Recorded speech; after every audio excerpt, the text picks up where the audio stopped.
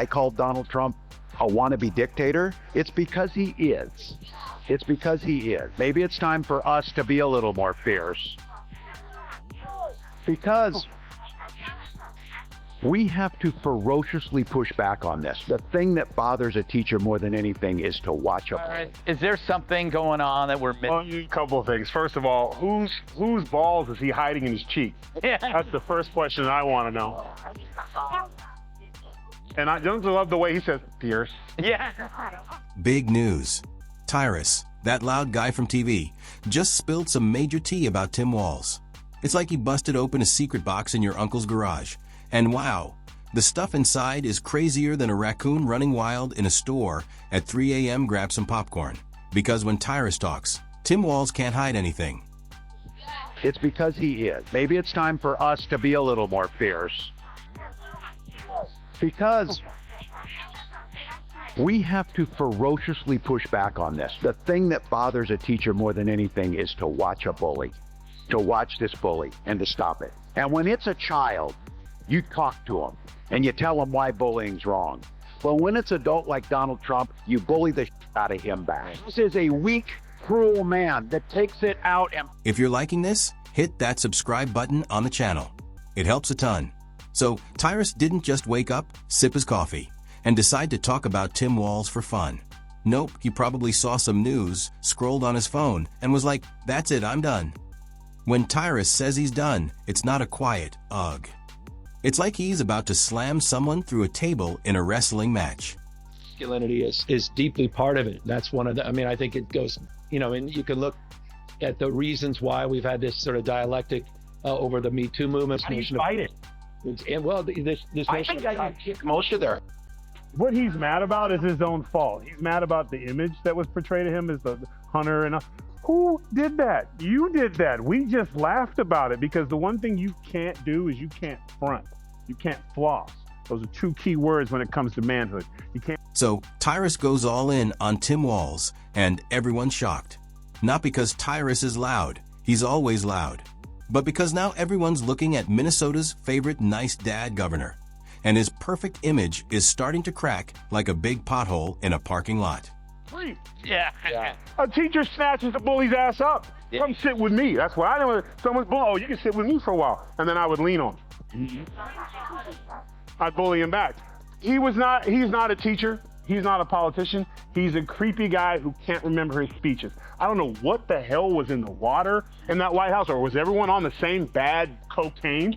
But Kamala can't speak. He can't speak. Biden was so high he couldn't remember anything. Like, this is literally the dumbest administration of all time. Why is he talking? It really is the ultimate clown show. And I said this in the pod. He's a clown without... See, Walz has been sold to us as this super normal guy. Like the kind of guy who'd help you carry a couch, wave while cutting his grass, or bring potato salad to a picnic. But Tyrus? He's not buying it. He's poking at that potato salad like, this doesn't seem real. This smells like old sneaky politics. I don't feel bad for Elon. I would be furious if I was him. This is who you sent to troll me? Yeah. Like, what am I doing wrong to get the guy from D Team to come out at Family Theater and call me names? Yeah. Like, Tim, I would, if they were like, oh, Tyrus, man, tough news cycle. Tim Walz is talking about you. I'd be like, oh, Timmy, I want to fight him so bad. That's Tyrus's first big hit.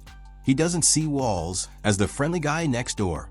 He sees a politician who smiles while sneaking new rules in, like getting a surprise bill you didn't sign up for. Walz's story sounds like a movie that's supposed to make you feel good. Teacher, football coach, veteran, small town guy. You hear that and think, wow, he's like a walking ad for insurance. But once he's in charge, things don't match up. Tyrus digs into this because people hate when politicians say one thing but do another. And Walz? His gaps are bigger than a Minnesota pothole. Tyrus pulls out the proof, not with boring charts, but with funny, hard-hitting jokes. He talks about Walz's big moments, like the COVID lockdowns when you could buy liquor but not go to church. Tyrus doesn't stop there.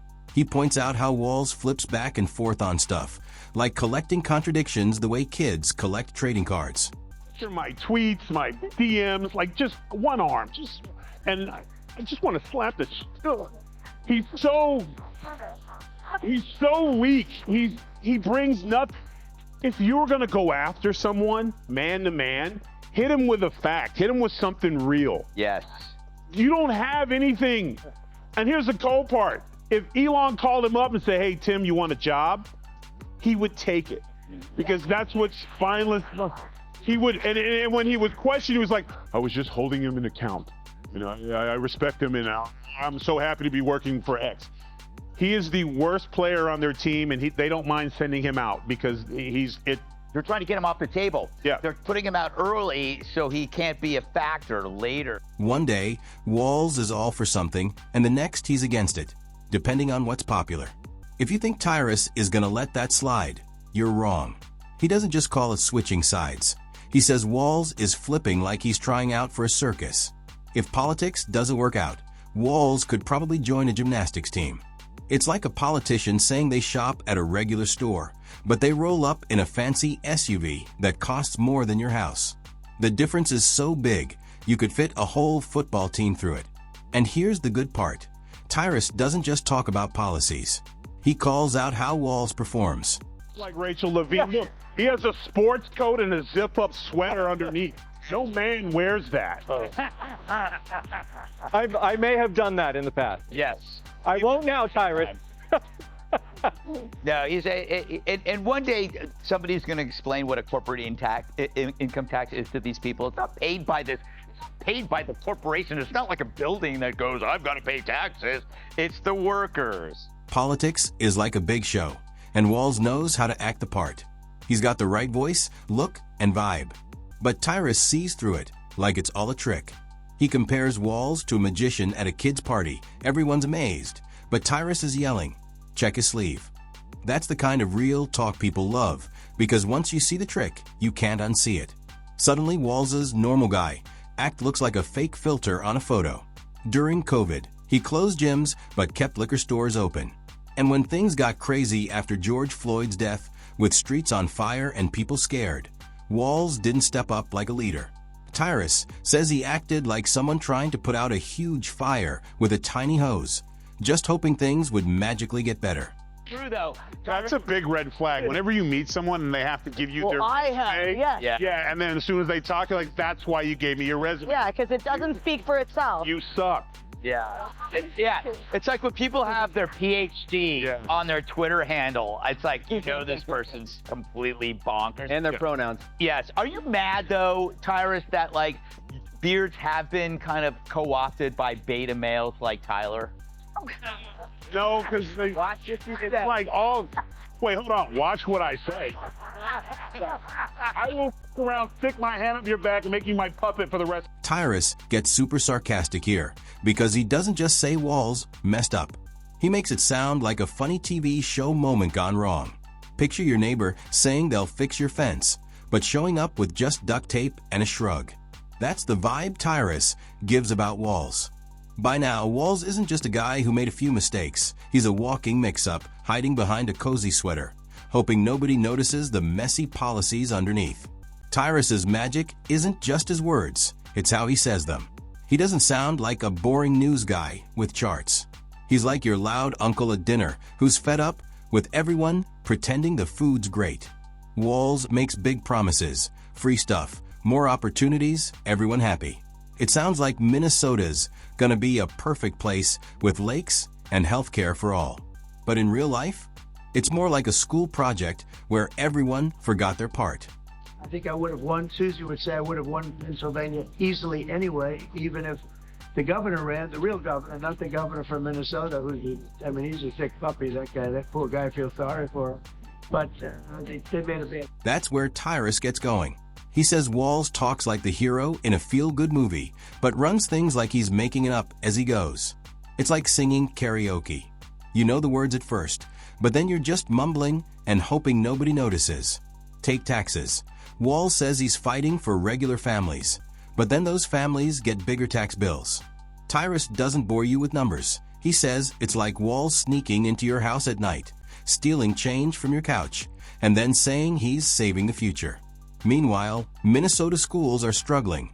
Bad test scores, fights about what kids learn, and parents confused. Tyrus jumps on this, joking that Walz, a former teacher, can't keep the school system from crashing into problems. What do you make? What, you got something there? Hold on, before we do this, man, I got a protein up. Hold on. Chug. Oh, he's chugging it. Oh,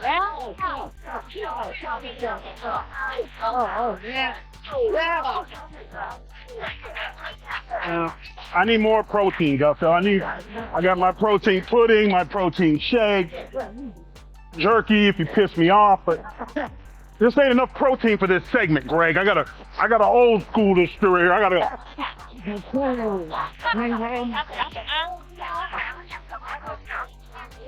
Where'd you get that? Then there's crime and safety. Oh boy, the contradictions could fill a TV show. Walz talks about fairness and justice, but when things got wild in the streets, businesses closing, chaos everywhere, he didn't have great answers. Tyrus makes it sound like a bad comedy, with Walz clapping his hands and saying, "Okay, everyone, let's calm down," while everything's still a mess. And Walz's military past? He brings it up to seem tough and in charge, like showing off old photos to win an argument. But Tyrus isn't impressed. He makes fun of how Walz switches from serious to cheerful, depending on what people want to hear, like a mood ring changing colors. I gotta tell you, I can't wait to debate the guy. That is, if he's willing to get off the couch and show up. So, you see what I did there? I gotta tell you, pointing out just an observation of mine that I made. I just have to say it. You know it, you feel it. These guys are creepy, and yes, just... Tyrus's jokes are gold. He says Walz practices looking caring in the mirror, like, should I tilt my head this way or that? It's funny, but it sticks in your head. You can almost see Walz practicing his I care face before a speech. Walz loves to talk about bringing people together, but Tyrus says Minnesota under him is like a family game night gone wrong. Everyone's mad, arguing, and someone storming off. Walz tries to seem relatable, rolling up his sleeves and telling dad jokes, but Tyrus compares it to a car salesman putting on a baseball cap to seem friendly. The car still doesn't work, but he looks like he might hang out with you. The real burn? Tyrus says Walz isn't just hiding policy mess-ups. He's hiding how he manages his image. He's not the regular guy he seems. He's a carefully made-up politician. Speak of former VP nominee Tim Walz, he joined Beto O'Rourke at a Texas town hall last night, and the estrogen levels were enough to give Chuck Norris menstrual cramps. I wonder, is our strength our diversity? Our strength is our diversity. We've been talking about this for years as a country of immigrants, and we let them define the issue on immigration. We let them define the issue on DEI, and we let them define what woke is. We got ourselves in this mess because we weren't bold enough to stand up and say, you damn right we're proud of these policies. You're going to put them in, and you're going to execute them. So, wait, you lost because you weren't woke enough? Once Tyrus pulls back that curtain, you don't see Minnesota's nice guy. You see a politician in a plaid shirt instead of a suit. By now, the audience is laughing and nodding, because even if you don't agree with every point, you see the pattern. The contradictions keep piling up, and Tyrus's humor makes it impossible to ignore. Then he zooms out. Walz isn't just one guy messing up. He's a symbol of politicians everywhere who say one thing, do another, and expect claps for the act.